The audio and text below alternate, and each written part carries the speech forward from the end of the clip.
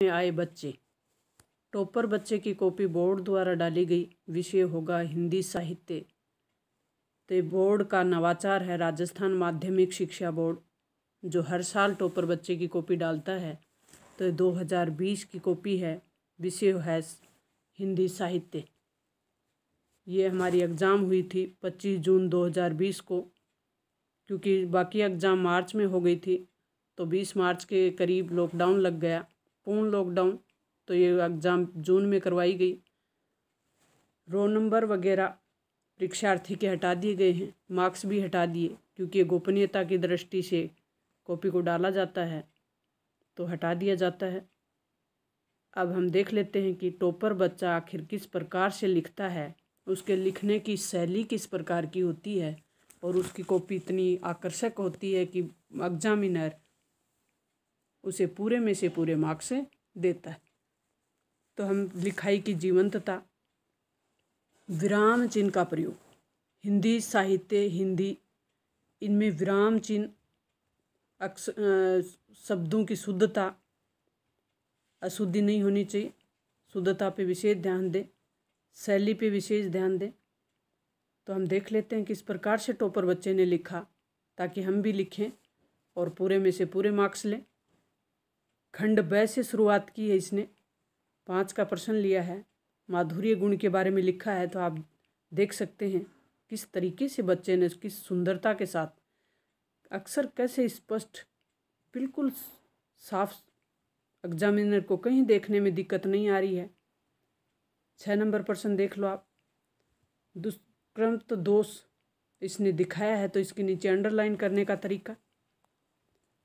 हरी गीतिका, इसके बारे में इसने लिखा है, तो बिल्कुल साफ सुथरा। ये मात्रिक छंद है जहाँ काव्य में 28-28 मात्राएँ हो, 16-12 पे यति हो, तो वहाँ हरी गीतिका छंद होता है। बिल्कुल साफ अंडरलाइन के साथ आप भी इस तरीके से अपनी कॉपी को आकर्षक बनाएं, स्पष्ट लिखें। उदाहरण भी दिया है, देखो आप देख सकते हो बच्चे की कॉपी को, कितना आकर्षक कॉपी है, एग्जामिनर देखते ही प्रभावित हो जाए। और शुरू में इतना सुंदर लिखा हो, साफ सुथरा लिखा हो, तो कहीं भी पढ़ने में दिक्कत नहीं आ रही, बिल्कुल स्पष्ट, उदाहरण सहित। विभावना को कैसे दिखाया गया है, उदाहरण सहित दिखाया है।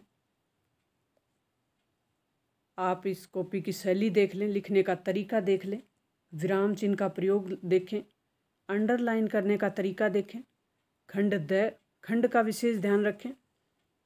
राष्ट्र का स्वरूप निबंध में डॉक्टर वासुदेव शरण अग्रवाल ने जो भूमि और जन के मध्य माता और पुत्र का संबंध स्थापित किया है, तो किस तरीके से बच्चे ने स्पष्ट करने की कोशिश की है। यहाँ बिल्कुल भी पढ़ने में दिक्कत नहीं आ रही।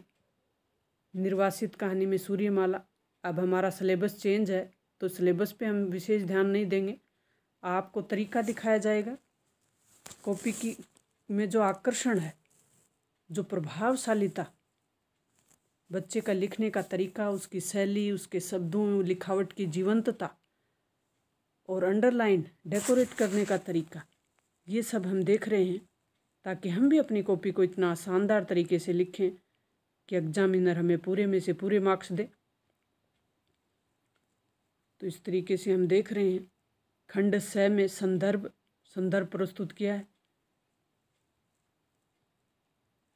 अंडरलाइन करने का तरीका देखो आप, किस तरीके से दिखाया बच्चे ने प्रसंग को। इस प्रस्तुत गद्यांतरण में अनेक संस्कृतियों के आने से जो समस्या आई, उसका वर्णन है। फिर व्याख्या की है, तो व्याख्या में स्पष्ट बताया है कि किस तरीके से व्याख्या हुई है इसकी। विशेष ये शैली है हिंदी साहित्य की, आप इस पे ध्यान दें। संदर्भ प्रस्तुत किया, संदर्भ में देखो, प्रस्तुत पदावतरण हमारी पाठ्य पुस्तक सरयू की धरती यानी कितना देती है उससे लिया गया है। तो शीर्षक कविता से उद्धृत है। इसके कवि और रचयिता का नाम दिया है। विराम चिन्ह का प्रयोग देखिए आप किस तरीके से किया है। प्रसंग प्रसंग के माध्यम से बताया क्या है। प्रस्तुत पदावतरण में कवि भूमि अर्थात धरती माता के रत्न प्रसूनि नाम से को सार्थक करता है। व्याख्या विशेष, कबीर ने अपने दोहों में गुरु के महत्व को वर्णित किया है, तो आप इसको बड़े सहज और सरल तरीके से देख लें। अपनी कॉपी को परीक्षा में आकर्षक बनाएं, प्रभावशाली बनाएं, शब्दों की जीवंतता बनाए रखें, विराम चिन्ह का प्रयोग करें। जहाँ देखो रामधारी सिंह दिनकर का हवाला दिया है तो बिल्कुल विराम चिन्ह का प्रयोग किया है। यहाँ थोड़ा सा गलत हुआ है बच्चे का, तो किस तरीके से हल्का सा काटा गया है और फिर इसको लिख दिया गया है। तो आप भी इस तरीके से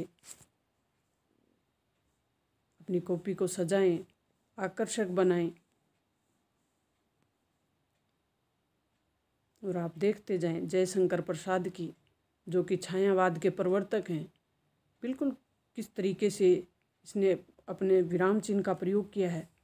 गौरव सी काया पड़ी माया प्रताप की, किस तरीके से विराम चिन्ह का प्रयोग बच्चे ने किया है। महाराणा प्रताप की देह और काया सहाय पड़ी हुई है, इन उसके बारे में विस्तार से बताया है।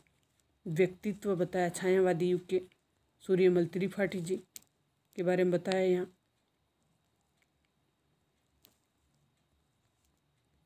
नेक्स्ट देखें अपन, भारत की भाषा सुनने में तो सामान्य लगती है, परंतु उसकी गहराई में जाकर देखें तो इसमें एक रौद्र रूप प्रकट होता है। तो ये भाषा के बारे में है। खंड ए, खंड का विशेष ध्यान रखें। तो खंड प्रयोगवादी काल के बारे में बताया इसने।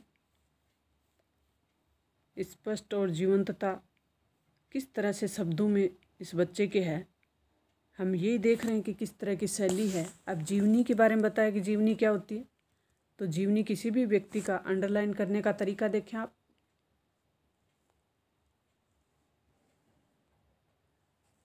आप यहाँ ब्लैक पेन का भी यूज कर सकते हैं, ना भी करें तो कोई दिक्कत नहीं है। लेकिन जहाँ हम